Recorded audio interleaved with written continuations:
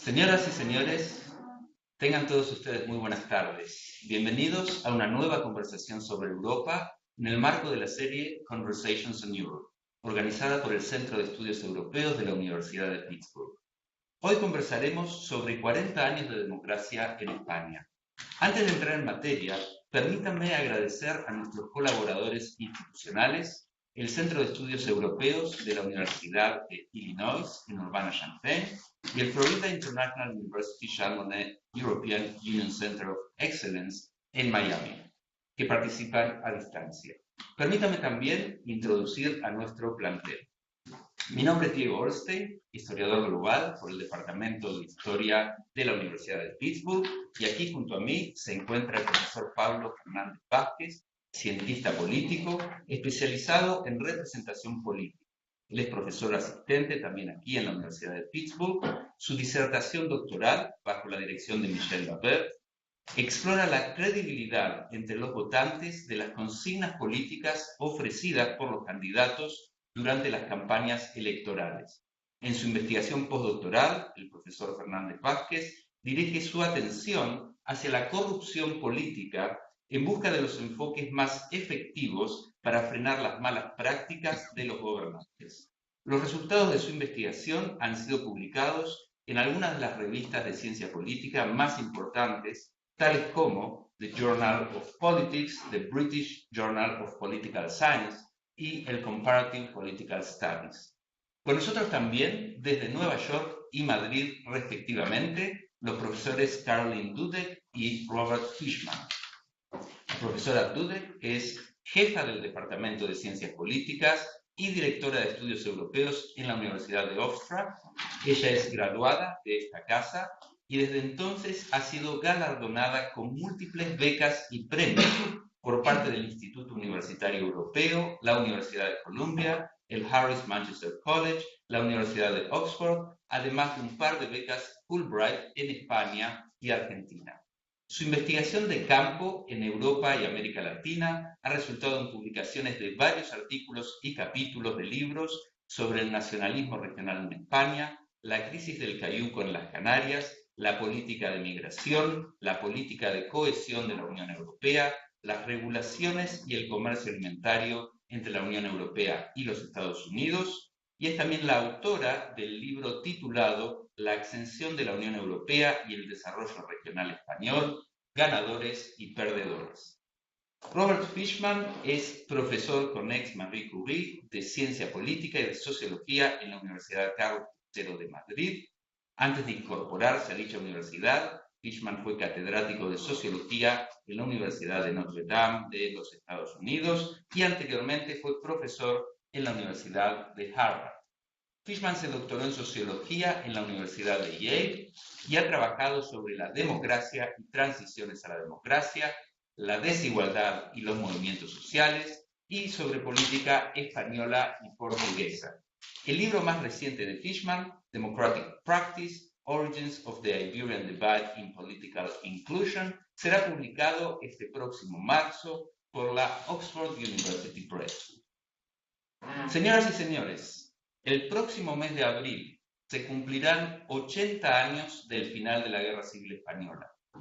En este último diciembre se han cumplido 40 años del referéndum que aprobó la Constitución española vigente. Estas dos fechas enmarcan los dos regímenes que han articulado la vida política en España desde 1936. 40 años de régimen franquista y 40 años de régimen democrático. Entre estos dos, un periodo de transición iniciado con la muerte de Franco en 1975 y clausurado por la aprobación de la Constitución española en 1979. Este proceso, conocido como la Transición Española, puso fin al régimen dictatorial franquista y acabó instalando el régimen democrático en España. Conversaremos hoy sobre esta transición y el régimen democrático en España, aspirando a llegar hasta el presente, a la vez que intentaremos concluir con una valoración del conjunto de procesos y resultados. Pasemos entonces, sin más, a ofrecer la pregunta inicial de esta conversación, a mi colega, el profesor Fernández Vázquez. ¿Cuáles crees han sido las motivaciones centrales que llevaron a producir la transición democrática en España? Bueno, un aspecto que se ha subrayado respecto a la naturaleza de la transición en España fue que fue un proceso de transición acordado entre el régimen autoritario y la oposición democrática. Y eso se ha utilizado como modelo para otras transiciones. Desde el punto de vista de transición pacífica y acordada, o sea, eso no ofrece demasiada discusión.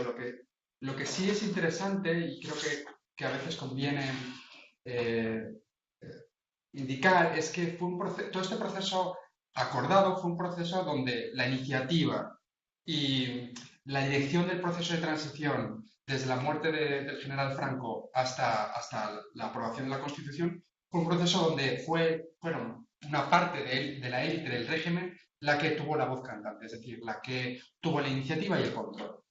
Y eso ha tenido algunas consecuencias respecto al tipo de constitución que luego se aprobó. Eh, Eso supongo que tuvo la ventaja de la no violencia y de conseguir un proceso menos traumático, pero sí que es importante tener en cuenta que fue un proceso donde los reformistas del régimen fueron los que llevaron la iniciativa.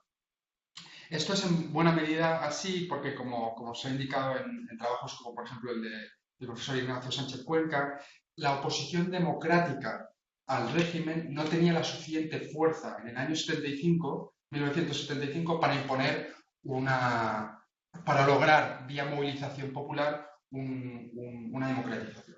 No tenía suficiente fuerza. Es decir, tenía un cierto nivel de apoyo entre jóvenes estudiantes de clase media, tenía cierto apoyo a través de sindicatos ilegales, pero que tenían fuerza dentro de la clase obrera industrial, pero eso no era llevaba cierta capacidad de movilización en las ciudades, pero en el conjunto del país no tenía suficiente fuerza para por ellos mismos llevar a la democratización. Entonces, ¿cuál es la motivación de los reformistas para, en ese contexto, llevar a cabo una transición? Pues a mi entender, hay dos motivaciones fundamentales. Una, que en el año 75 ya se han producido dos transiciones previamente. La transición en Portugal y la transición en Grecia. Dos transiciones donde el régimen anterior no pilota nada, sino que digamos, el proceso de transición viene de fuera, con lo cual las propias élites del régimen pierden más, han perdido mucho. Y por decir así, las élites del franquismo ven las orejas del lobo y entienden que necesitan iniciar algún tipo de reforma. Al mismo tiempo, es un contexto de crisis económica. Si España, desde finales de los 50 hasta mediados de los 70, había producido una modernización económica muy rápida, la crisis del petróleo supuso un cambio importante. Por primera vez hay desempleo, hay un problema de déficit y los inputs industriales son mucho más caros, ¿no? Y en ese contexto, y frente al miedo de que esa crisis pudiera fortalecer a la oposición democrática, es lo que hace que una parte del régimen, la parte más reformista, decida iniciar un proceso de cambio, pilotado por ellos.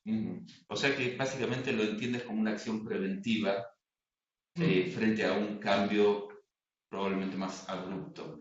Me gustaría ofrecerles a los profesores Fishman y Dudek la posibilidad de sumarse y compartir su visión de el origen motivacional de la transición. En qué medida comparten esta visión preventiva o hay algunas otras motivaciones que vale la pena señalar? Yo Sí, profesor agregaría Fishman, por solo favor. muchísimas gracias. Primero, quería decir muchísimas gracias, Diego. Es un placer también participar conjuntamente con Pablo y con Carol. Y muchísimas gracias a todos y también a los espectadores o los que participan en el público. Estoy bastante de acuerdo o muy de acuerdo con lo que Pablo ha planteado. Lo único que sí me gustaría quizás expresar que es de alguna forma una idea más o menos implícita en lo que Pablo ha defendido. Lo que yo creo que habría que decir es que las motivaciones que explican por qué se da la transición realmente fueron múltiples. No hubo una sola motivación que da lugar a todo lo que pasó. Por parte de la oposición democrática, la motivación está muy clara. Llevaban décadas luchando para que España cambiara de régimen. Y para los que estaban dentro del sistema dictatorial y que participaron en la reforma política, yo creo que una motivación central es exactamente la que ha planteado Pablo, y yo creo que lo ha explicado de una forma muy convincente. Podría agregarse otro factor también, y es la idea de algunos de que el régimen era ya obsoleto. Nosotros a lo mejor tendemos a pensar que el régimen era muy malo porque somos demócratas, y de hecho esa perspectiva, por supuesto, es la mía.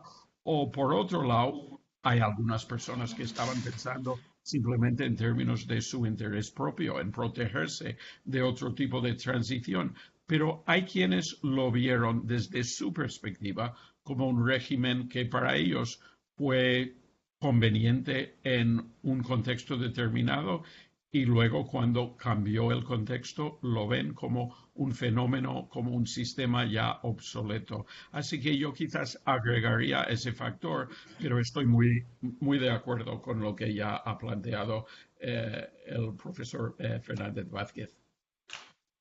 Muchas gracias, muchas gracias. Y según paso a la profesora Dude, la invito a referirse también a la pregunta de las motivaciones, pero quisiera ofrecerle una pregunta más, que es, ¿cuáles cree usted han sido los desafíos más significativos que ha atravesado la sociedad española durante el periodo de la transición a la democracia?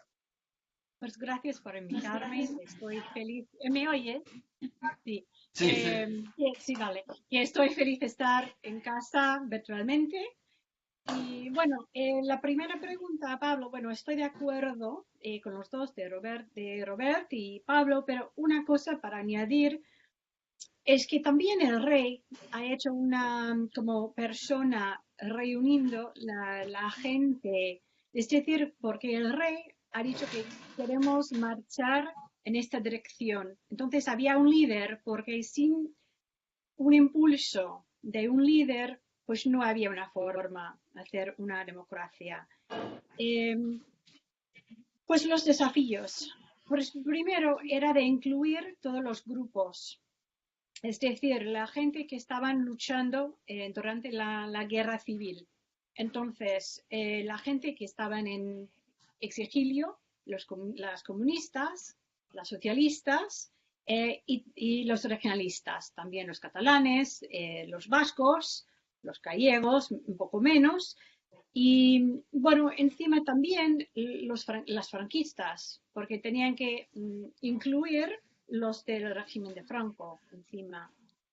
Yo creo que el otro desafío es el regionalismo, especialmente las regiones históricas como los catalanes, los vascos y los gallegos, que tenían por lo menos algo legal en su pasado, que tenían algo legal de tener una autonomía o algo, es decir, un tipo de federalismo. Podría ser una posibilidad para hacer como una acomodación de ellos.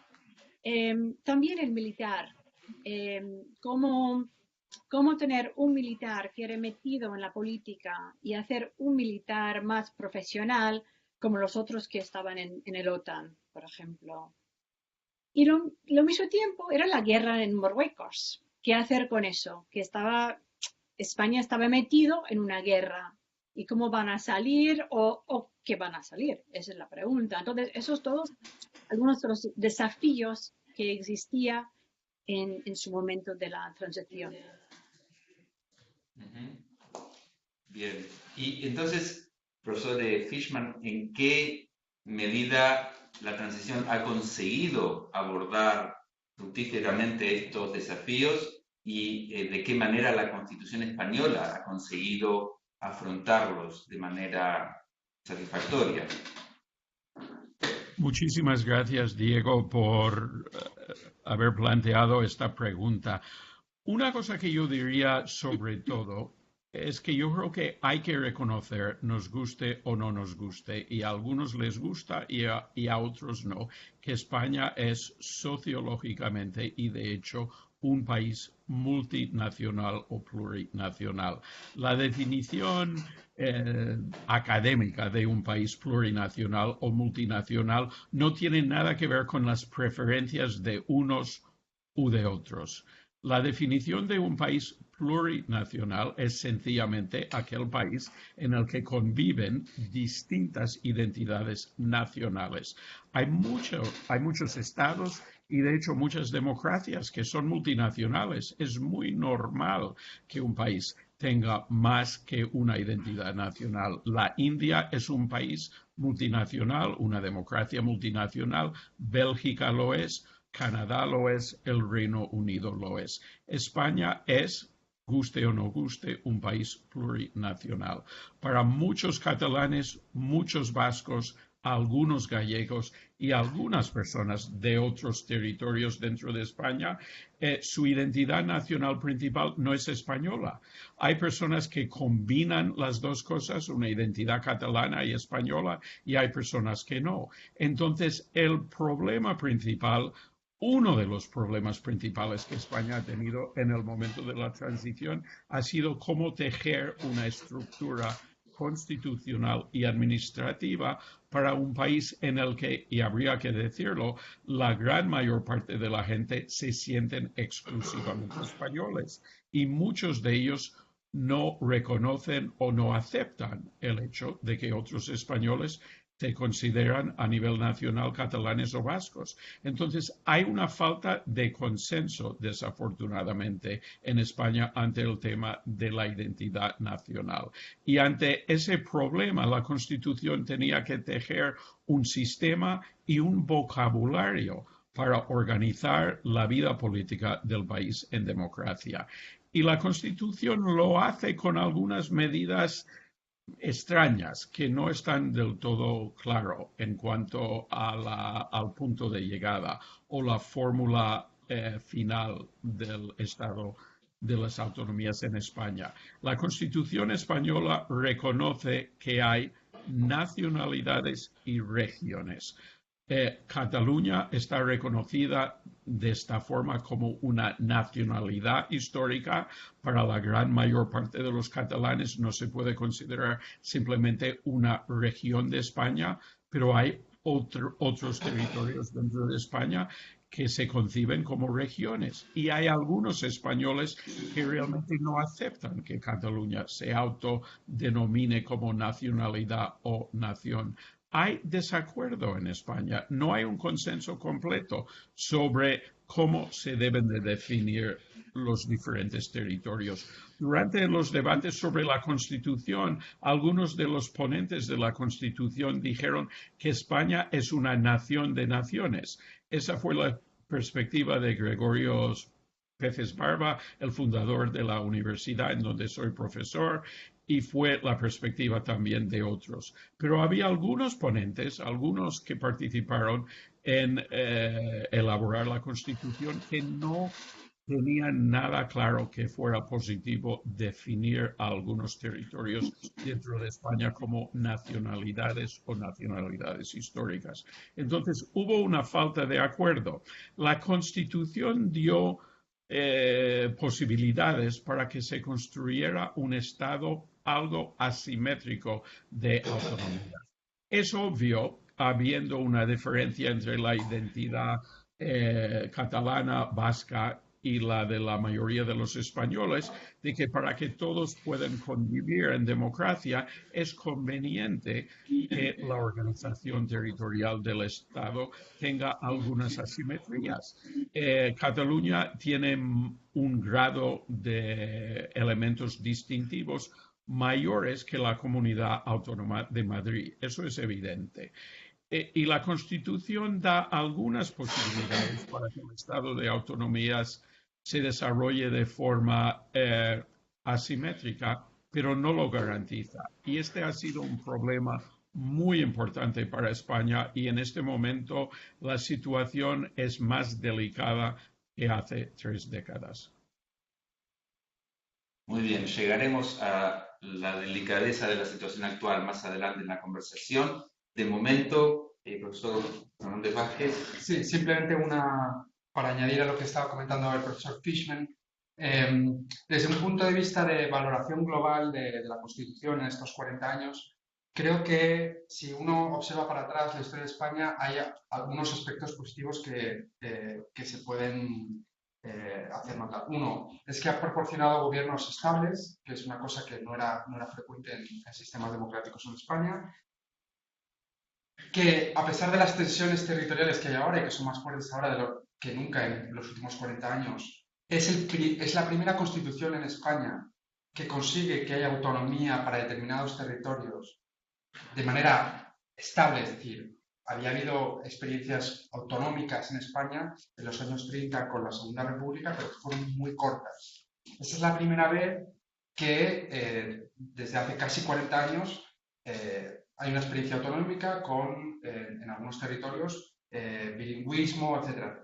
Lo digo esto simplemente para decir que dentro de la situación de crisis que se vive en España dentro del sistema territorial, en comparación con experiencias históricas previas, sí que se puede decir que es la primera vez que se consigue que haya una autonomía de determinados territorios, de determinadas regions, si lo queremos llamar en inglés, y no había ocurrido antes. Y luego sí que es verdad que además, aparte de la crisis territorial, hay lo que yo entiendo que son dos desequilibrios importantes que no fueron resueltos en la Constitución. Uno, que tanto el Senado como el sistema electoral, precisamente porque la transición a la democracia en España fue pilotada por la élite del franquismo, es un Senado que ni representa bien a los territorios y además favorece a un determinado partido, a las opciones más... O sea, el Senado favorece de manera excesiva a los intereses rurales y es un sistema electoral que tiene un sesgo partidista bastante relevante en favor del Partido Popular y en general partidos de centro derecha. Muy bien, muchas gracias. Es decir, estamos promediando la conversación sobre la transición y compartimos la idea de que hubo un disparador preventivo, a su vez que un intento de ayornarse en un régimen que estaba quedando obsoleto en su contexto, y una serie de desafíos importantes. Ustedes han enfatizado mucho y claramente con razón en los problemas de los regionalismos, aunque hay más desafíos importantes que la profesora Dudek marcó, y en qué medida la Constitución ha conseguido afrontar estos desafíos aún cuando hay tensiones irresueltas. Cuando damos un paso más allá de la transición y la vemos desde el futuro, ¿qué tipo de legado cultural podemos entender que la transición ha dejado marcado en la forma de entender y practicar la democracia en España, profesor Fishman? Bueno, muchísimas gracias, Diego. Yo defiendo que realmente los legados más problemáticos y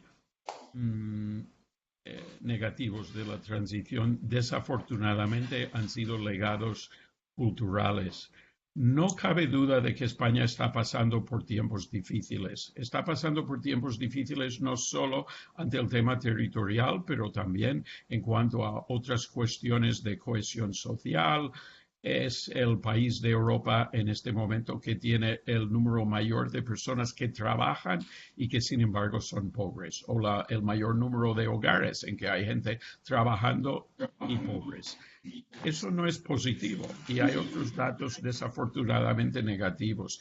Y todo esto, en mi opinión, tiene mucho que ver con los legados culturales de la transición. Algunos de estos legados tienen que ver con la Constitución. No lo sabe mucha gente, pero la Constitución española prohíbe explícitamente que se pueda llevar al Congreso de los Diputados, al Parlamento, una petición mediante manifestación. Y esa prohibición que está en el artículo 77 de la Constitución refleja un hecho general de la cultura de la transición. Muchos actores políticos veían la expresión de los sentimientos de los ciudadanos fuera de las instituciones elegidas como una amenaza, como un peligro. Y esa orientación es muy desafortunada. En muchas democracias, los actores políticos suelen ver la expresión de los sentimientos de los ciudadanos fuera de las instituciones como un elemento muy complementario con el ejercicio de poder y la toma de decisión por los que tienen cargos elegidos dentro de las instituciones. Un parlamento no tiene por qué temer una manifestación, pero en España es ilegal que una manifestación pueda acercarse al parlamento. Y eso refleja una visión cultural de la democracia que hace mucho hincapié en las instituciones elegidas y que suele ver muchas veces a varias formas de expresión por parte de los ciudadanos y algunos sectores, algunos puntos de vista como peligrosos. Hay quienes defienden hoy en día que es ilegítimo que los nacionalistas vascos o catalanes formen parte de una mayoría parlamentaria que dé lugar a la selección de un gobierno, la elección de un gobierno en el Congreso de los Diputados. Esa orientación, esa actitud es desafortunada. La exclusión en una democracia siempre tiene consecuencias negativas. La democracia debería significar siempre el aceptar la legitimidad del adversario político. Y muy desafortunadamente en España muchas veces no ha sido así. Y esto a su vez ha dado lugar a varios problemas y a una cierta tendencia cultural hacia la exclusión. Esa tendencia a veces se vence, a veces se pone en cuestión, pero sigue existiendo. Y un ejemplo solo, muy rápidamente, si se me permite. En los datos de opinión disponibles, España es de lejos el país de Europa en el que prevalece más la creencia de que sería bonito y positivo si los expertos no elegidos pudieran resolver los problemas políticos. Esa actitud, esa idea no es especialmente favorable para el funcionamiento de una democracia. Entonces, a pesar de los grandes logros de la democracia española, y los hay algunos legados negativos que con más tiempo se podrían comentar en más detalle. Claro, y con más tiempo seguramente también podríamos conectar lo que fue nuestro punto de partida, la detección en cuanto a las motivaciones que la transición fue impulsada por la élite del régimen y estos legados culturales donde hay limitaciones a la posibilidad de manifestación y de petición y a estas actitudes exclusionistas. Sin duda este legado que tú describes y el punto de partida que hemos atendido al principio están íntimamente ligados. Pero debemos seguir adelante antes de que dejemos completamente el terreno de la transición y el balance de sus logros y sus limitaciones. Me gustaría preguntarle a la profesora Dudek qué rol le atribuye usted a la Unión Europea en la transición democrática en España. Pues yo creo que el papel de la Unión Europea era fundamental. Si ves otras transiciones, por ejemplo, en América Latina o en Europa Central, en Europa Central tenía una presura de la Unión Europea a seguir algunos requisitos, llegar a una democracia. En América Latina no tiene este esfuerzo de afuera para ayudarles. Entonces, era una oportunidad para España tener un club de países democráticos atrás apoyando la transición. Pues yo creo que si hablamos antes, estuvimos hablando de la transición y los problemas que existían de la economía en España.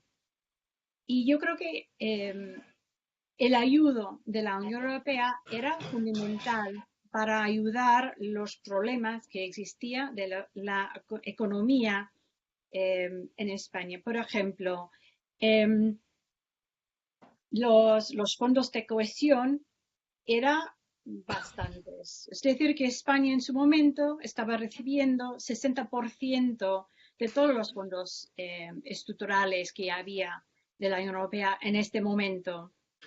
Entonces, estaba invertido en infraestructura, tecnología, los lugares rurales. Entonces, ayudó a España muchísimo.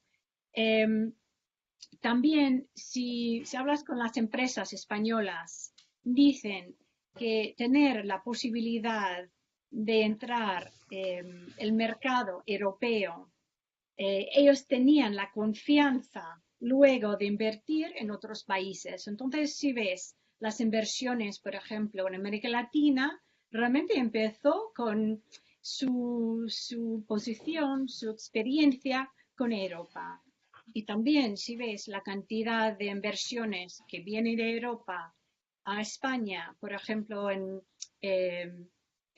automóviles y otros fábricas, así ayudó mucho la economía y el desarrollo de España. Y como sabemos, es muy importante, si no hay desarrollo económico, no va a tener una democracia. Entonces era fundamental ser una parte de este grupo económico para ayudar y apoyar la economía española.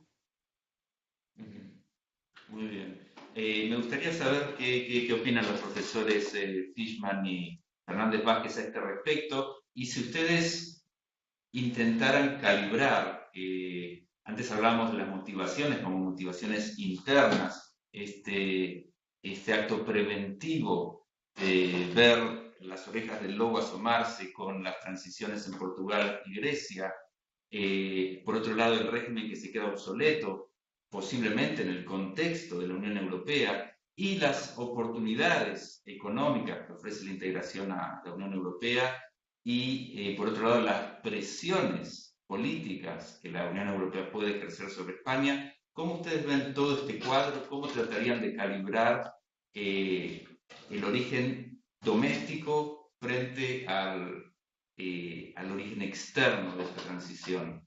Profesor Fernández. Sí, yo estoy bastante de acuerdo con lo que ha dicho la profesora Dudek, es decir, en el año 75, o sea, en el sentido de que la Unión Europea fue un factor de atracción que dio fuerza a los reformistas del régimen para llevar a cabo la transición. En ese sentido, en el año 1975 la Unión Europea ya era un proyecto consolidado, un proyecto fundamentalmente económico en ese momento, y por tanto la Unión Europea resultaba muy atractiva para una España que se había industrializado y se había modernizado, era un proyecto interesante al que unirse. En ese sentido, la Unión Europea, la integración en la Comunidad Económica Europea, como se llamaba entonces, tenía un requisito, que era un requisito de democratización. Por tanto, eso es un factor de atracción, ¿no? Que es lo que comentaba la profesora Dudek. Y en ese sentido, reconectando con lo que decía el profesor Fishman, precisamente porque la Comunidad Económica Europea era un factor de atracción, eso favorecía el que se percibiera el régimen franquista como un sistema político obsoleto, es decir, un sistema político que no permitía desarrollar ese proyecto de integración económica. Profesor Fishman. Bueno, yo podría agregar algo adicional. Estoy de acuerdo en muchísimas cosas que han dicho mis colegas, el profesor Fernández Vázquez y la profesora Dudek, pero hay un dato que cabría mencionar. Hubo una tesis doctoral en la Universidad de Yale de un amigo mío que estudió la postura de los empresarios españoles en el momento de la transición y se les preguntó si pensaban que sería conveniente y positivo entrar en la Unión Europea o en la comunidad, en el mercado común, tenía otra denominación en aquel entonces, y mayoritariamente eran reacios en ese momento. Entonces, la idea que tenemos ahora de que es obvio de que le ha interesado a España entrar en la Unión Europea tiene mucha lógica y es verdad que le ha ido bien a España entrar en la Unión Europea. Sería muy negativo salir de la Unión Europea. Pero en ese momento de la transición, la perspectiva mayoritaria de los empresarios, en base a los datos empíricos que existen, parece que fue más bien la opinión mayoritaria fue más bien negativa. Obviamente algunos empresarios eran muy partidarios, pero tiendo a pensar que la identificación con la Unión Europea en el primer momento fue más político que otra cosa debido al carácter democrático de los países que componen la Unión Europea. De todas formas, este tema es muy complejo y lo que también agregaría es que una vez dentro de la Unión Europea, a pesar de lo que la estructura general ofrece a todos los países miembros, hay diferencias entre los países miembros en lo que hacen con esas medidas. Por ejemplo, España utiliza los fondos estructurales que son tan importantes como ha señalado la profesora Dudek, sobre todo para construir infraestructuras. Y el efecto ha sido positivo, pero en el país vecino de Portugal aplicaron los mismos fondos sobre todo a ayudas a la pequeña y mediana empresa para crear puestos de trabajo. Y el desempleo en España ha sido muy más alto que en Portugal. Es decir, que España ha tomado una serie de decisiones que ayudan a explicar por qué el desempleo ha sido tan trágicamente alto en España durante la mayor parte de la vida de la democracia postfranquista. Muy bien, entonces abordemos precisamente la vida de la democracia postfranquista. Tratemos de observar una visión panorámica de estos 40 años y le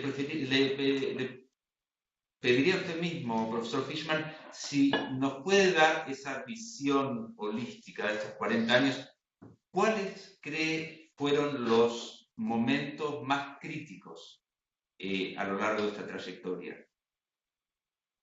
Bueno, una pregunta excelente y intento sintetizar mucho y seguramente mis colegas van a también tener observaciones importantes para comentar. En primer lugar, yo creo que el primer momento muy decisivo fue el golpe militar contra la democracia el 23 de febrero en 1981, 2 años y medio después de la aprobación de la nueva Constitución. Pero una cosa que cabría decir es que en ese momento se une casi todo el mundo, casi todo el panorama político en defensa de la democracia. Entonces, a pesar de la amenaza, del reto, del momento tan difícil que se vivió la noche del 23F cuando hay ese golpe militar contra la democracia, eso también ofrece a todos los demócratas una motivación, el motivo para unirse en defensa de la democracia. En cambio, en otros momentos que también han sido de crisis, posteriormente ha habido menos unidad y yo señalaría quizás 3 momentos. El primero que creo que fue muy importante fue el acto terrorista del 11 de marzo de 2004, en el que murieron casi 200 personas en Madrid, casi en las vísperas de una elección general.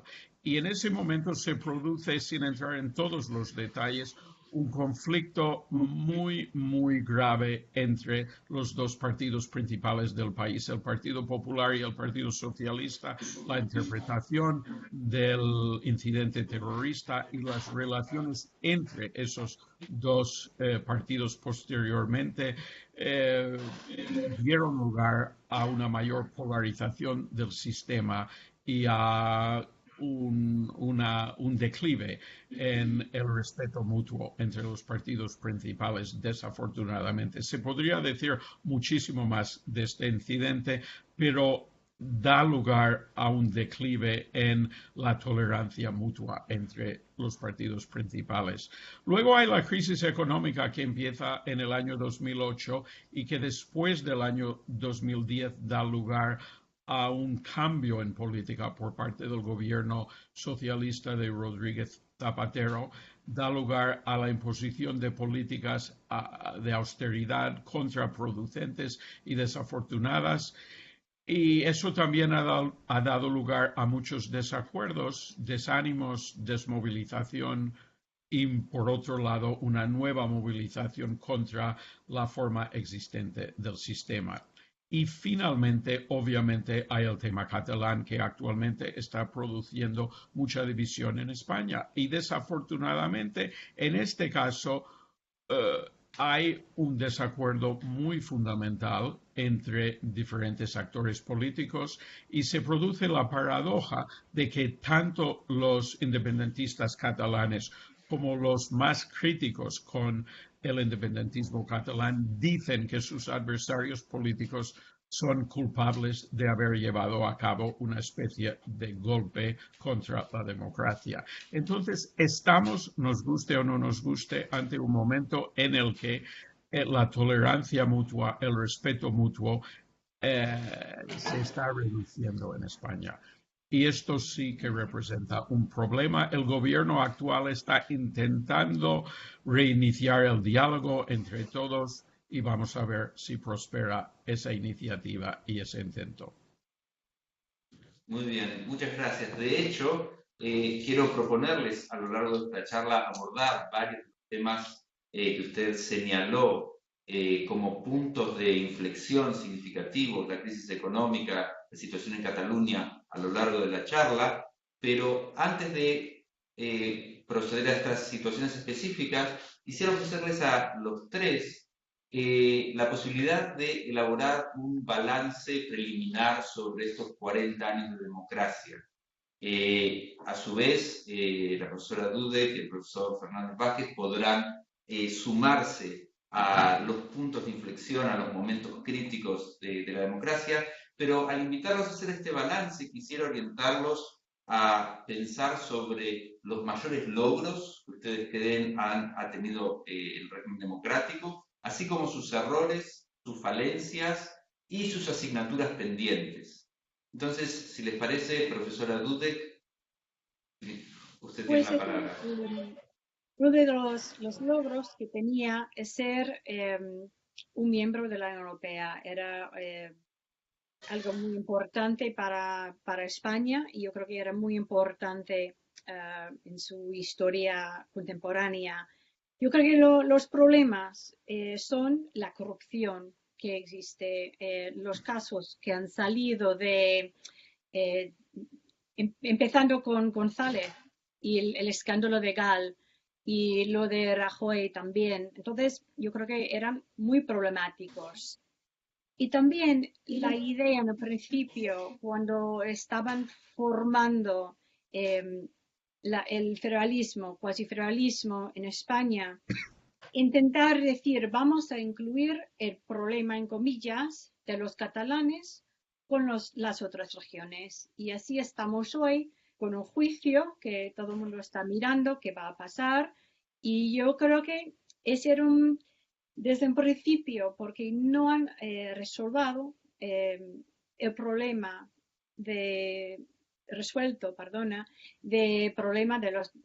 problema digamos, de los catalanes, los intereses, la diferencia en la situación de los catalanes.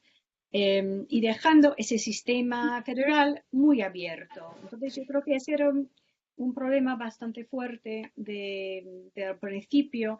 Y encima una parte que está, un problema siguiendo desde la época de Franco, es la burocracia en España, porque tenemos corrupción, no es muy eficaz, no es muy eficiente. Entonces, hay muchos problemas. Yo creo que la gente se ve esos problemas en el sistema más global del gobierno en España. Muchas gracias. Sí, siguiendo un poco con lo que comentaba la profesora Dudek, entiendo que simplemente por apuntar cuáles son los logros más importantes de España estos 40 años. Yo diría, por un lado, estabilidad política en el sentido de que un sistema democrático que ha durado 40 años, que es la primera vez en la historia que ocurre, y junto con eso, pues, que haya un sistema de pluralismo político con todos sus problemas y todas sus tensiones que ha sobrevivido este tiempo. Y otro aspecto positivo que a veces no es, que es hasta cierto punto más social que político, es la modernización cultural en España. Es decir, si uno compara la España de 1975 con la España de 2019 en términos culturales, ha habido un cambio muy rápido, un cambio acelerado que es seguramente más rápido que el que ha ocurrido en otros sitios. El proceso de secularización ha sido acelerado, el proceso de aceptación de las libertades, digamos, individuales ha sido muy rápido. Es decir, si en 1975 en España no había divorcio, las mujeres no podían tener cuentas bancarias propias, solo podía haber matrimonio por la iglesia, etcétera, etcétera. Hoy desde hace ya 15 años existe matrimonio homosexual. En fin, digamos, España era un país muy atrasado, por decirlo así, desde el punto de vista de secularización. En 1975, hoy en día es uno de los países más avanzados. Y eso está generando ciertas tensiones hoy en día, sobre todo respecto a la cuestión del feminismo y un cierto backlash en estos momentos. Pero ese backlash es de alguna manera testigo de que ha habido un proceso de secularización muy rápido.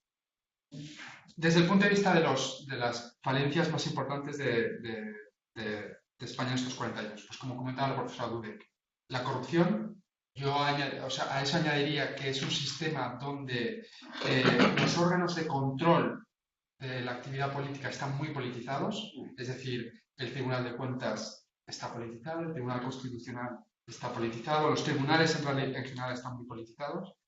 Y otro aspecto que yo he hecho en falta en estos 40 años en España es un mayor debate dentro de la comunidad política española sobre cuál es el rol de España en la Unión Europea. Es decir, cuál es la mejor política o cuál es el mejor modelo que debería seguir la Unión Europea desde el punto de vista de los intereses españoles. No existe. Y de alguna manera España se ubica a sí misma como un price taker en la Unión Europea. Es decir, la Unión Europea es la que es y yo estoy dentro y me va bien. Pero falta una idea de, oiga, somos un país de 40 y pico millones de habitantes, ¿cuál es nuestra contribución al modelo europeo? ¿Qué tipo de modelo europeo nos interesa más? Creo que eso es champán. Gracias. Profesor Fishman, ¿cuál sería su balance? Muchísimas gracias. Bueno, yo estoy de acuerdo con muchísimas cosas que han comentado tanto la profesora Dude como el profesor Fernández Vázquez. Yo creo que han señalado puntos muy, muy importantes. El tema de la corrupción, por un lado, el tema del cambio en las relaciones de género, por otro lado, y indudablemente ha habido luces y sombras, puntos positivos y negativos. Yo soy más crítico que mis dos colegas en general y me gustaría simplemente sugerir 2 o 3 ideas muy rápidamente.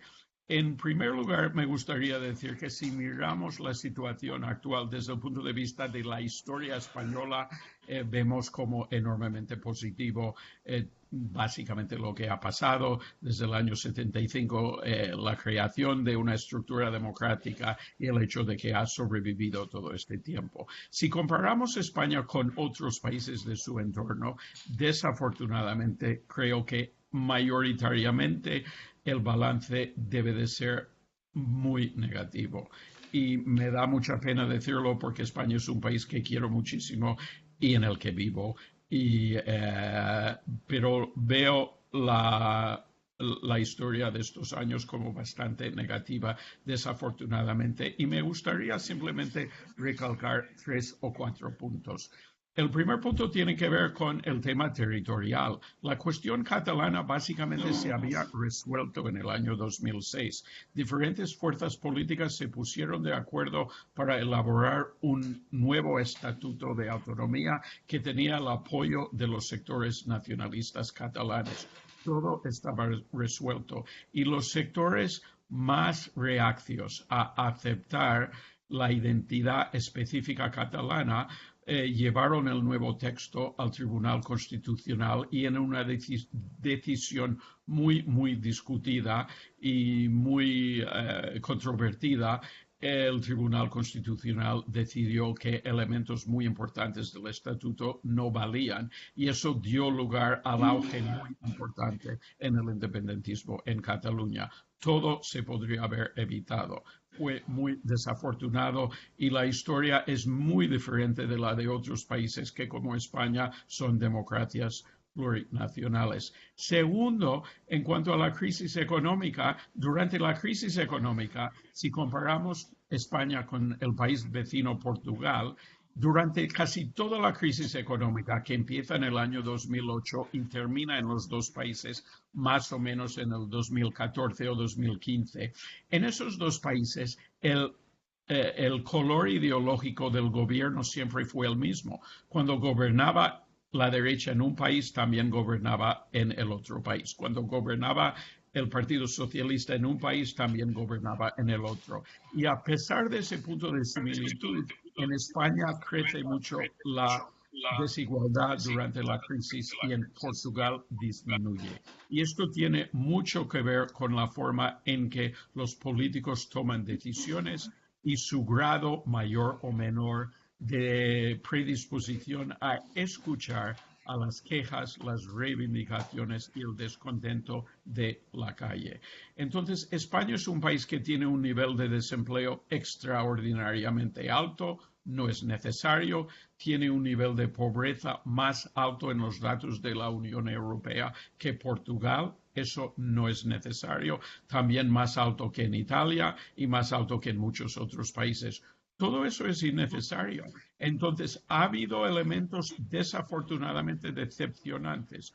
Podría mencionar otros. Hay muchos logros. España es un gran país con un dinamismo cultural, individual y económico, pero tiene sus problemas y sus retos no cumplidos. Muy bien, abordemos entonces estos problemas y estos retos que han surgido en sus balances. Claramente uno de ellos es el esfuerzo independentista catalán. Profesor Fernández Vázquez, ¿cómo cree que este esfuerzo, digamos, desde 2006 y hasta este momento está impactando a la democracia en España? ¿Cómo estima se seguirá desarrollando la situación? ¿En qué medida hay cuestiones regionalistas en puertas a futuro, además de Cataluña? Gracias por la pregunta. Pues efectivamente, y en esto estoy de acuerdo con el profesor Fishman, el problema en Cataluña y entre, digamos, España y Cataluña es un problema difícil y es un problema enquistado. Es un problema difícil y es un problema enquistado porque, como comentaba el profesor Fishman, España es una sociedad multiétnica, si se quiere. Es decir, hay distintas comunidades étnicas, comunidades nacionales.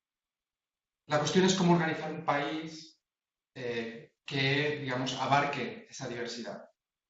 Y aquí lo difícil, entre otras cosas, es que ninguna comunidad, es decir, el grupo con sentimiento nacional español es claramente mayoritario, pero al mismo tiempo ni digamos, el País Vasco ni Cataluña son tampoco comunidades homogéneas. Con lo cual es un problema donde tienes una sociedad multiétnica y a su vez subdivisiones que a su vez son multiétnicas, por decirlo. Eso no es fácil de resolver políticamente.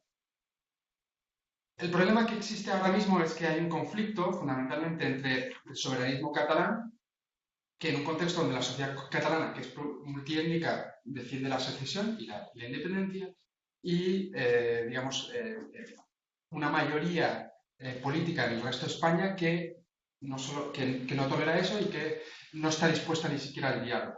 Con lo cual, en el fondo, hay un conflicto, es asimétrico porque, digamos, el poder de una parte y de otra no es la misma. Es decir, hay una parte que controla los resortes, digamos, del orden público. Pero desde el punto de vista del proyecto político, hay dos proyectos políticos que en sí mismos niegan, son proyectos políticos homogéneos. Es decir, uno dice, somos españoles ante todo, y le resulta un problema el carácter multiétnico de España en su conjunto, y el otro también dice, no, usted tiene que elegir entre ser catalán o ser español. Con lo cual también está defendiendo un proyecto que le gustaría que fuera homogéneo y por tanto hay una realidad que es multinacional y multiétnica, y los proyectos que ahora mismo están en conflicto son proyectos bastante polarizados, donde en el fondo ninguno de ellos es federalista. Es decir, ninguno entiende que se puede ser español y catalán al mismo tiempo, o que se pueden mantener identidades nacionales distintas. Y ahí está el choque. En ese sentido, con esa polarización, la violencia policial del 1 de octubre y el juicio no ayuda, contribuye más a la polarización, no ayuda a un posible acuerdo. Y contribuye también a que el soberanismo catalán se polarice y entienda que cualquier negociación que acabe en un, digamos, acuerdo federal no es suficiente, por lo cual es una situación bastante difícil. Ahora, ¿esta es una situación que se puede extender a otros territorios de España? Yo no lo veo. No lo veo extendiéndose al país, en el caso del País Vasco, que sería, digamos, el candidato más claro, porque el País Vasco tiene un sistema de descentralización diferente, donde fundamentalmente es un Estado independiente, excepto desde el punto de vista fiscal son un Estado independiente, tiene un grado de descentralización muy alto. El País Vasco seguramente es el territorio en España donde con mayor cohesión social y mayor éxito económico, con lo cual no veo ni a las élites políticas ni de un lado ni de otro forzando la máquina y intentando cambiar ese status quo. El status quo en el País Vasco les ha funcionado muy bien. Sí, insistir en base a estas reflexiones, ¿por qué los proyectos existentes son únicamente los homogéneos y excluyentes y no hay un proyecto federalista viable, a entender? ¿Y por qué la experiencia vasca no informa el manejo en Cataluña? Digamos que seguramente replicar el modelo del País Vasco a Cataluña podría ser una solución. Ahora mismo no está encima de la mesa, no la ponen encima de la mesa ahora mismo ninguna de las dos partes. El lado, seguramente, bueno, digamos, el soberanismo catalán no lo pone encima de la mesa porque ha movilizado mucho por el lado de la demanda del referéndum y suplicaría el no referéndum. Por el lado de la mayoría en España, hay una razón que es fundamentalmente económica, y es que Cataluña es un contribuyente al resto de España desde el punto de vista de recursos fiscales. Si se extendiese el modelo vasco, esa contribución desaparecería. Con lo cual es muy difícil vender en el resto de España que va a haber, digamos, menos recursos públicos porque se extiende el modelo vasco a Cataluña. Es difícil de vender políticamente. Es decir, un acuerdo federal ahora mismo es difícil de vender políticamente para, digamos, las dos partes implicadas. Bien. Quisiera agregar algún comentario en cuanto a la cuestión catalana. Muy bien. Entonces, sí, por favor, profesora. Sí, una cosa que estoy de acuerdo. Yo creo que la fiscalidad federal es realmente el base del problema. Podemos hablar de la cultura. Bueno, los gallegos también tienen su propia lengua, tienen su propia cultura, pero no está empujando porque son pobres. Y entonces yo creo que el gobierno central tiene miedo de que si Cataluña hace su fiscalidad propia, el gobierno central va a perder dinero para repartir a las otras comunidades autónomas en España. Entonces, realmente es un problema, el base, yo veo, desde un punto de vista fiscal. Muy bien, muchas gracias. Nos quedamos en el terreno económico. Antes hablábamos de la crisis económica como uno de los puntos de inflexión importantes en la trayectoria de la democracia en España. ¿Cuál cree usted, profesor Fernández Vázquez, que ha sido el impacto de la crisis económica y el manejo de la crisis económica en el sistema político? Pues el impacto es relevante. No puede ser de otra manera porque la crisis económica en España ha sido particularmente intensa. Es una crisis económica de varias naturalezas. Es una crisis por una burbuja inmobiliaria que que, digamos, se ve agravada por unas políticas de austeridad implementadas desde el año 2010. Por tanto, España es un país donde ha aumentado mucho la desigualdad desde el año 2010, fundamentalmente. Es un país que está creciendo económicamente, es uno de los países que crecen más económicamente y, sin embargo, la desigualdad también crece. La pobreza no está en niveles muy altos. Y eso explica en parte la polarización política, es decir, hay un proceso de desigualdad económica acelerado. Eso ayuda a explicar la polarización política, tanto a nivel entre izquierda y derecha y también entre territorios. Parte de la explicación del crecimiento del soberanismo en Cataluña desde el año 2010 tiene que ver con esa propia crisis económica. Es decir, uno de los argumentos fundamentales que facilitó el crecimiento del soberanismo en Cataluña fue: esta crisis económica no sería tal si fuéramos un Estado independiente. Tendríamos más dinero, lo utilizaríamos mejor y todos saldríamos ganando. Fue un argumento muy efectivo porque era un argumento que, precisamente, en una sociedad multiétnica como la catalana, decía: no, aquí podemos estar todos mejor. España es el problema, tanto si usted habla castellano como si usted habla catalán, me da igual, vamos a estar todos mejor, por lo cual vamos adelante con la independencia. Y eso fue un argumento muy, muy efectivo. Y al mismo tiempo, ese aumento de esa crisis económica y el aumento de la desigualdad explica en parte el cambio en el sistema de partidos. Un sistema de partidos que era fundamentalmente un sistema bipartidista, con el Partido Socialista de centro izquierda y el Partido Popular de centro derecha, con una crisis económica y con casos de corrupción muy importantes afectando al Partido Socialista y al Partido Popular, y con unas... Vamos a ver, para explicar la aparición de nuevos partidos, que fundamentalmente son Podemos y Ciudadanos, la explicación fundamental es: uno, la corrupción de los partidos más grandes, del bipartidismo hasta entonces; y dos, que en un contexto de austeridad donde tanto un partido como otro, tanto el Partido Socialista como el Partido Popular, ponen en práctica políticas parecidas de austeridad, eso les hace perder apoyos y surge la necesidad de crear partidos políticos alternativos. Sí, precisamente es el punto al que quería llegar en este momento. Uno de los desarrollos más notables es la transformación del sistema bipartidista y el auge de nuevas fuerzas políticas. Podemos y Ciudadanos son los más notables. Profesora Dudet, ¿qué modificaciones cree usted suponen la entrada de estos nuevos actores en la dinámica del régimen democrático? Pues yo creo que también esta crisis ha cambiado la política en España. Es decir, la corrupción entre los dos partidos, el PSOE y el PP. Y también hemos visto, por ejemplo, líderes como Jordi Pujol también metido en la corrupción.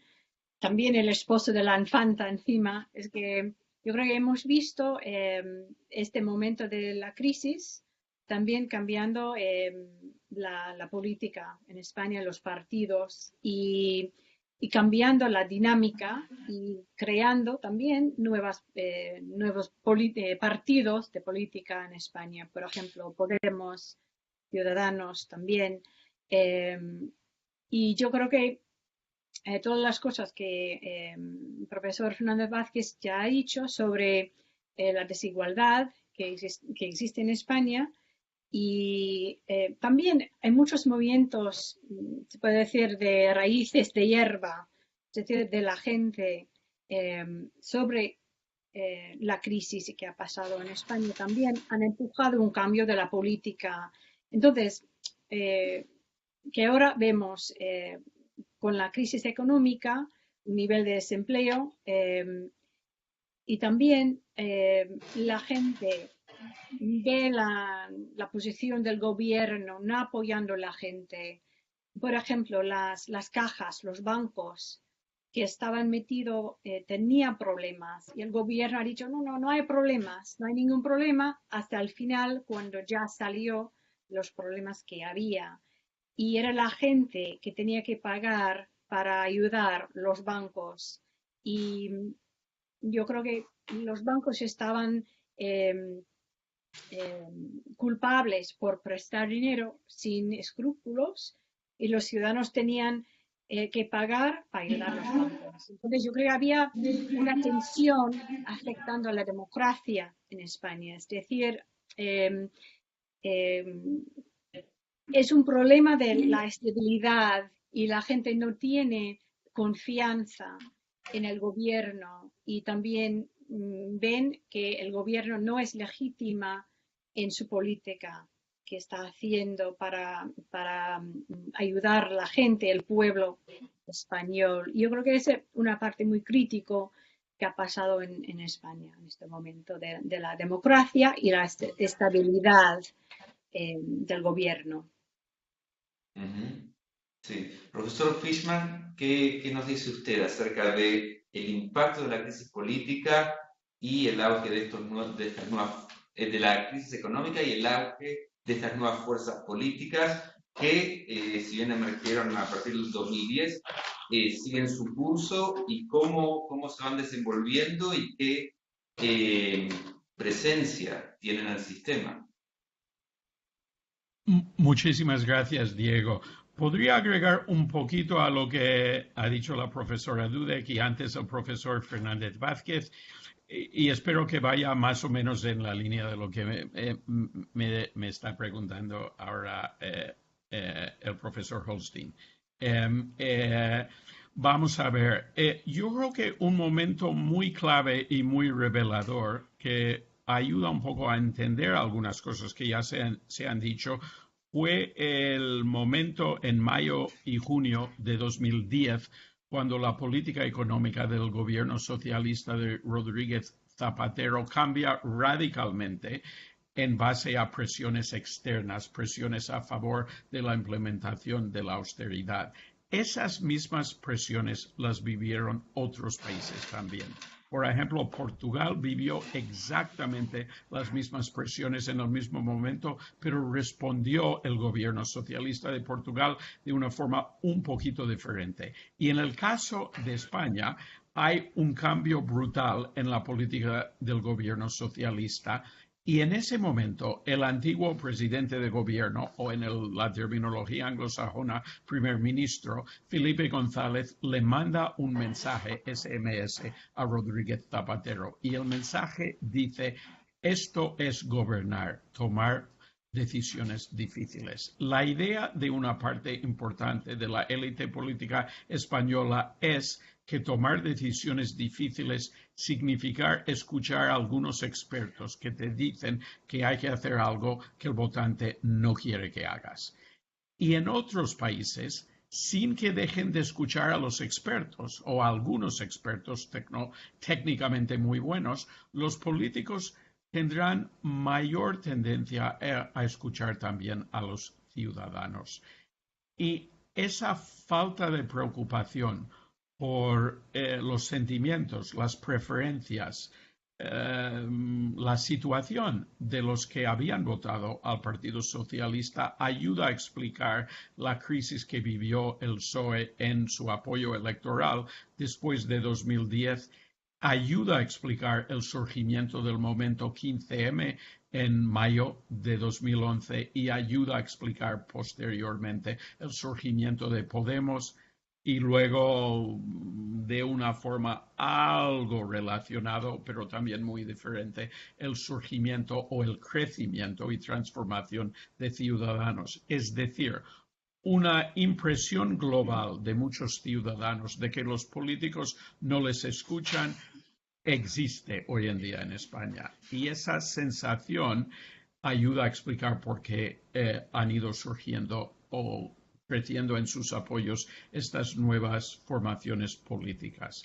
Tiene algo que ver con la crisis, pero no es solo la crisis, es cómo los políticos han respondido a la crisis. Y muy desafortunadamente se han producido diferencias entre España y otros países en este sentido. Es posible escuchar a los ciudadanos sin dejar de escuchar a los economistas técnicamente excelentes. Habría que hacer las dos cosas y en España los políticos muchas veces no lo han hecho, desafortunadamente. Hablando justamente acerca de estas diferencias, una de las distinciones para la trayectoria del espectro político en España es la ausencia hasta el 2014 del surgimiento de una extrema derecha populista, como lamentablemente viene ocurriendo en Europa desde hace décadas. ¿Cómo entender esta discrepancia en la trayectoria del mapa político español? Profesora Dude, ¿quiere usted empezar? Pues yo creo que es un fenómeno muy peculiar que existe en España si comparas con otros países en Europa. La verdad es que tengo algunas teorías, pero ninguna sola es suficiente para explicar por qué no surgió la extrema derecha. Pero algunas ideas voy a plantear.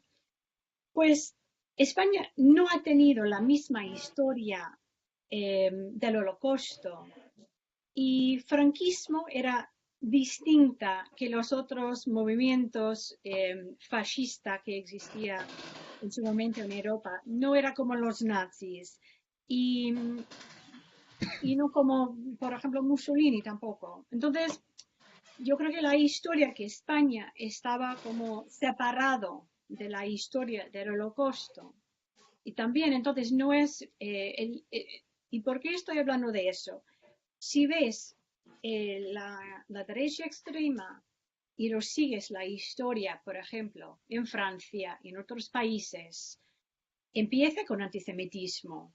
Y ahora estamos mirando un cambio de que está contra los musulmanes.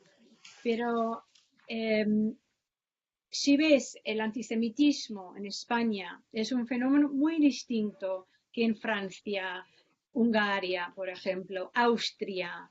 Si comparas, por ejemplo, Austria y Alemania y el movimiento a la extrema derecha, Austria tenía un movimiento mucho más fuerte por mucho más tiempo porque no tenía la reeducación de la población después de la Segunda Guerra Mundial como los alemanes han tenido. Entonces, vemos una diferencia de la extrema derecha, por ejemplo, entre Austria y Alemania. Y en España, durante el Holocausto, los judíos podían escapar por España, recibir un pasaporte español sin preguntas. Entonces, era algo muy interesante que Franco no ha seguido la misma política de Hitler en ese sentido. También cuando hablamos de los musulmanes hoy y los judíos hoy, España expulsó la comunidad, las dos, hace 500 años, más que 500 años. Entonces, hay una mitología de que, por ejemplo, si vas a Toledo, es la ciudad de las tres culturas. Y siempre en el sur de España dicen que somos de las tres culturas y están muy orgullosos, por lo menos en la mitología, que existe de esta idea. Y yo creo que todavía existe esta idea que una parte de la transición, es decir, que los españoles saben, saben que es muy importante tener cuidado con un gobierno a la derecha. Ya han sobrevivido la dictadura que estaba de la derecha, es recién una democracia y no querían volver al movimiento a la derecha. Entonces yo creo que las dos cosas, la historia separada del Holocausto y su participación en la Segunda Guerra Mundial y la historia de antisemitismo, porque los judíos estaban expulsados hace 500 años y en 1992 el rey hizo un dictamen diciendo que lo siento mucho a los judíos, somos culpables. Y entonces normalmente, ¿qué es el base de la derecha extrema, que es antisemitismo? No existe, decir, en el diálogo, por lo menos, oficial del gobierno en España. La única cosa que puedo decir, y estamos en un momento de inmigración bastante fuerte. España está recibiendo lo más inmigrantes en este momento en Europa. Entonces, yo no puedo decir en 10 años no vamos a ver un grupo de extrema derecha contra, por ejemplo, los musulmanes que están llegando desde África del Norte. Entonces, estamos en un momento que si sacamos una foto, no existe un movimiento muy fuerte a la derecha contra inmigración, por ejemplo. Pero yo no sé en 10 años, con tanta gente que están viniendo a España, si España no tiene la habilidad de entregar esta gente en la comunidad española y en la sociedad, podemos ver algo como en Francia, por ejemplo. Entonces, ahora no sabemos. Sí. Bueno, por una parte podemos dedicar un esfuerzo, tal y como usted nos ha mostrado, por entender esta singularidad de España, que no compartió el desarrollo de la derecha, de la extrema derecha populista, tal y como se dio en el resto de Europa, pero por otro lado vemos que la extrema derecha empieza a tener calado en España. Usted recién nombraba la visión en el sur de España como la sociedad de las tres culturas, el encuentro de las tres culturas, pero es precisamente en Andalucía donde el partido de extrema derecha Vox consiguió 12 bancas parlamentarias, y en ese sentido me gustaría preguntarle al profesor Fernández Vázquez cómo entender esta, llamémosle, normalización del mapa político en España respecto al europeo. ¿Por qué se ha dado? ¿Y por qué en Andalucía? Sí, respecto a esto último, no creo que que Andalucía sea el lugar donde Vox necesariamente tenga más apoyo. Simplemente por una cuestión de casual, las elecciones regionales más recientes fueron en Andalucía y es donde fueron las siguientes elecciones después de la crisis catalana, las primeras elecciones después de la crisis catalana de otoño del 2017. Y esta es la clave desde mi punto de vista. Es decir, Vox es un partido de extrema derecha, pero no es un partido de extrema derecha igual que los partidos de extrema derecha europeos. Hay una diferencia fundamental, que ellos no participan de lo que podemos llamar del welfare chauvinism. O sea, ellos no son populistas en el sentido de estado de bienestar solo para los españoles. Una cosa interesante de Vox es que no defienden el estado de bienestar, defienden un libre mercado absoluto. Desde mi punto de vista, esto es un aspecto que va a limitar su crecimiento. Es decir, es un partido que está a la derecha en todas las dimensiones, también en la de política económica. Desde mi punto de vista, ¿qué explica fundamentalmente el crecimiento de Vox? Más allá de la inmigración, creo que el crecimiento de Vox se explica fundamentalmente por la crisis en Cataluña. Y hay una parte del electorado en España que considera, yo en ese sentido no estoy de acuerdo, pero hay una parte del electorado en España que considera que la respuesta a el proyecto soberanista, el proyecto secesionista en Cataluña fue demasiado débil y que no se ha cerrado el problema, que es necesario acabar con el problema y cerrar el problema. Y Vox propone básicamente mano dura y acabar con el problema. Y hay una parte del electorado que vive como el soberanismo catalán como una amenaza a lo que ellos consideran la nación española y por tanto creen que es necesaria una opción dura al respecto. Y desde mi punto de vista esa es la razón fundamental del crecimiento de Vox. A eso podemos añadirle dos cuestiones más, que es la cuestión de la inmigración y la cuestión de el cambio de costumbres en España, es decir, sobre todo el crecimiento del feminismo. Hay una parte del electorado de Vox que es una especie de respuesta de ciertos hombres de cierta edad que de alguna manera no reconocen el país en el que viven porque ha cambiado mucho, se ha modernizado mucho y se encuentran, por así decir, en fuera de juego. Y rechazan esos cambios y de alguna manera son nostálgicos del pasado y por eso votan por Vox. Muy bien. Me encantaría que siguiéramos explorando el presente, pero nuestro tiempo se va terminando, de manera que quisiera pasar a una sección de cierre en la cual le voy a pedir cierta visión retrospectiva y también de balance. Retrospectivamente hablando, quisiera preguntar al profesor Fishman, hablamos al abrir esta sesión de estos 80 años que se van a cumplir en el próximo abril desde el final de la guerra civil. Hablamos de la transición a la democracia y de los 40 años de vida en democracia. ¿Cómo a lo largo de estos 40 años se ha elaborado la memoria histórica de la guerra civil, de la dictadura franquista y de la transición?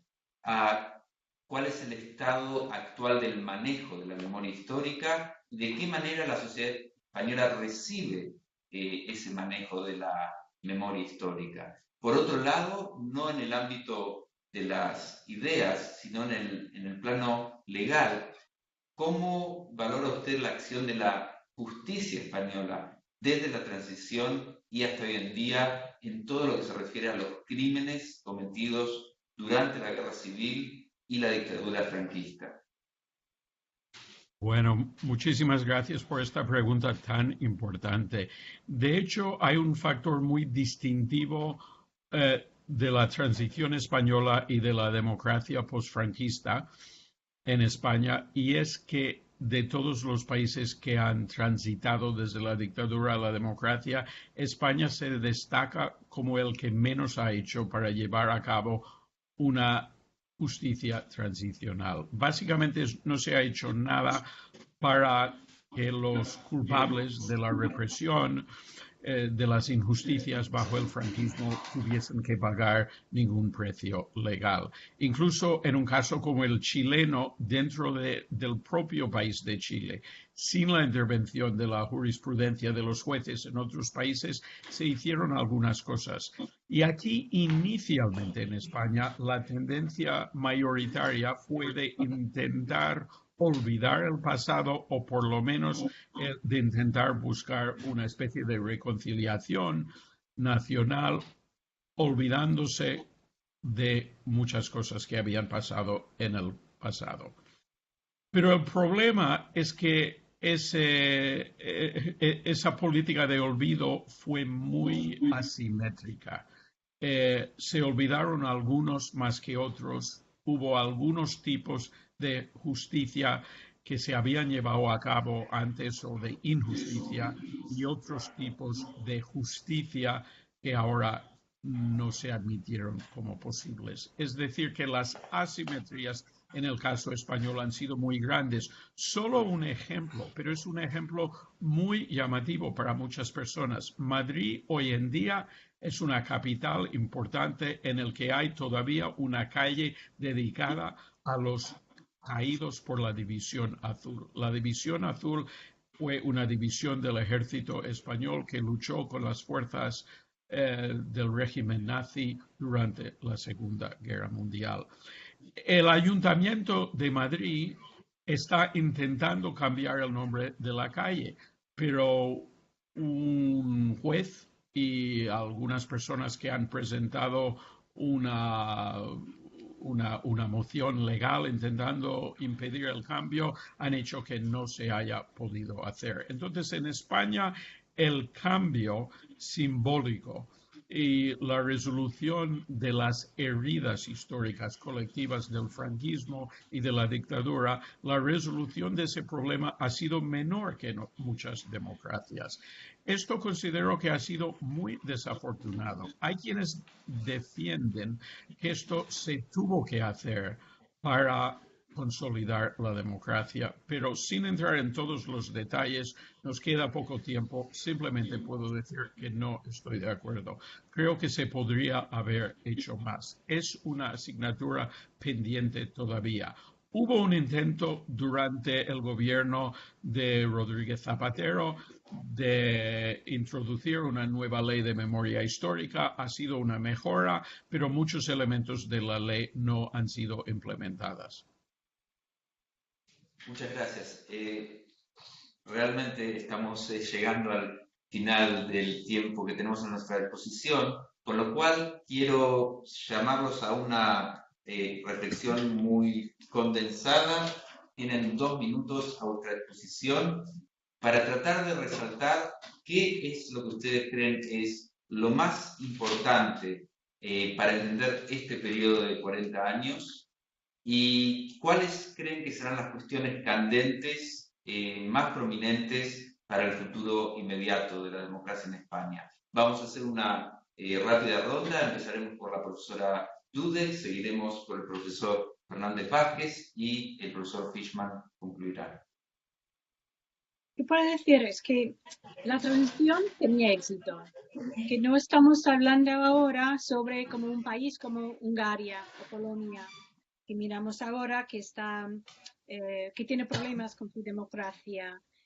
Tenemos en España una sociedad civil que está muy activo en la política. Se ve la gente por la calle que quería tener una voz en la política. Esa es una democracia bastante bien hecho, bien construido, cuando digamos del pueblo.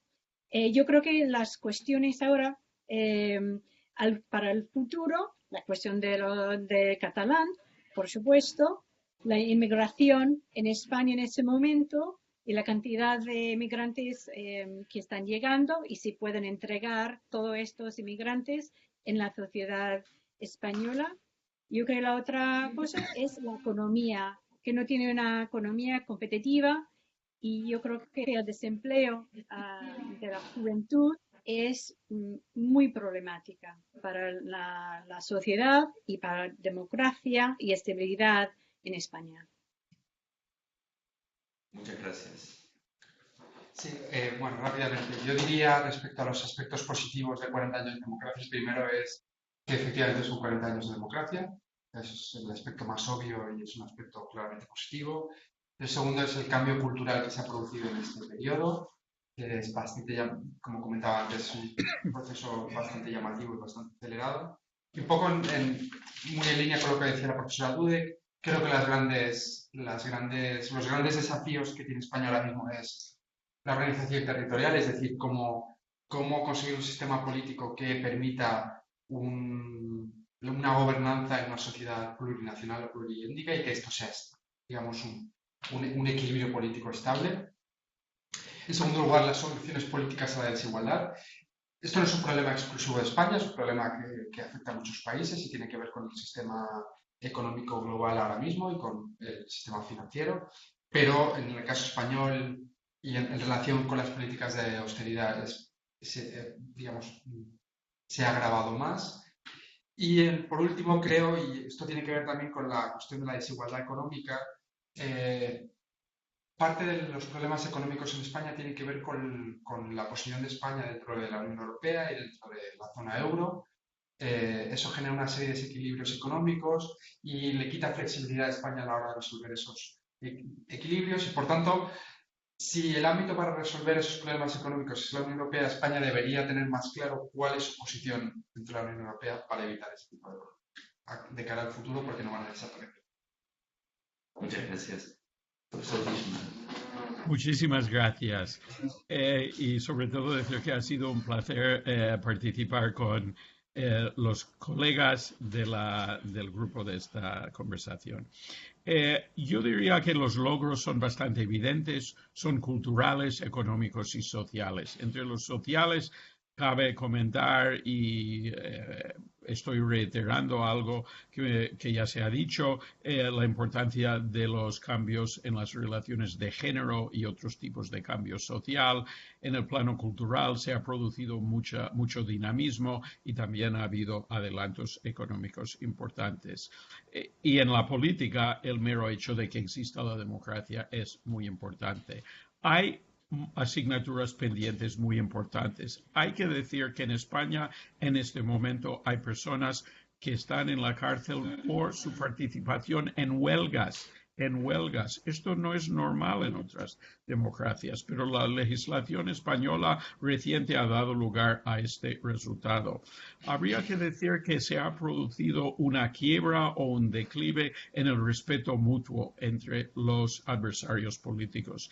Entonces, yo creo que las asignaturas más importantes, las asignaturas pendientes más importantes son el incremento en el respeto mutuo entre los adversarios políticos y el respeto entre todos los políticos hacia la ciudadanía y la voz de los descontentos. Eso sería muy saludable. Y si los políticos cambian de esta forma, todos los problemas se van a resolver. Muchísimas gracias. Señoras y señores, hemos conversado sobre los 40 años de la democracia en España. Muchas gracias a nuestros panelistas, los profesores Fernández Vázquez, la profesora Dudek, el profesor Fishman. Muchas gracias a nuestros colaboradores institucionales y muchas gracias a todos ustedes por la participación. Saludos cordiales desde el Centro de Estudios Europeos de la Universidad de Chile. Muchas gracias por la oportunidad. Gracias. Gracias.